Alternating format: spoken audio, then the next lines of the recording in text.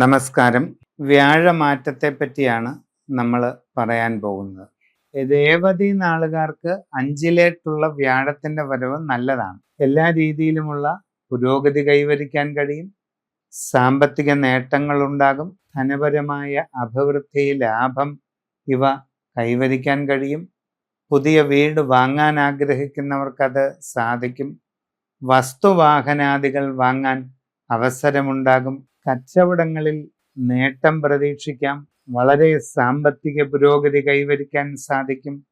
Business ശൃംഖലയെ വിപുലീകരിക്കാൻ അവസരമുണ്ടാകും. പുതിയ മേഖലകളിൽ പ്രവേശിച്ച് പ്രവർത്തനം നടത്താനുള്ള അവസരങ്ങളും ലഭിക്കും. നല്ല ബിസിനസ് അഭിവൃദ്ധി ഉണ്ടാകും. കുട്ടികൾക്ക് പഠനരംഗത്ത് നല്ല നേട്ടങ്ങളും ഉയർച്ചയും കാണുന്നുണ്ട്.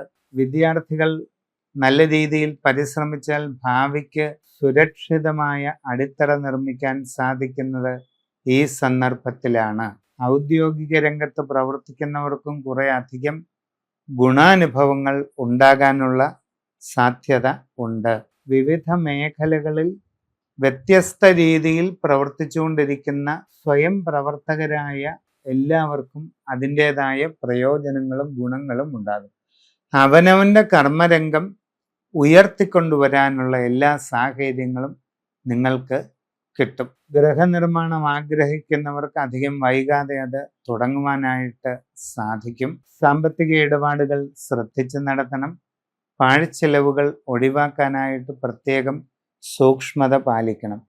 മനസ്സിന് ടെൻഷനും പെരുമുറുക്കവും ഒഴിവാക്കാൻ ശ്രമിക്കുക. അനാവശ്യ കാര്യങ്ങളിൽ ഇടപെടാതിരിക്കുക. സംഭാഷണങ്ങളിൽ കരുതലും മിതത്വവും ശീലിക്കുക. ഇങ്ങനെയെല്ലാം മുമ്പോട്ട് പോകുന്നത് വളരെ നന്നായിരിക്കും. സമഗ്രമായ രാശിചിന്തയിലൂടെ വസ്തുതകൾ അറിഞ്ഞ് ഉചിത പ്രതിവിധി ചെയ്ത് മുമ്പോട്ട് പോവുക.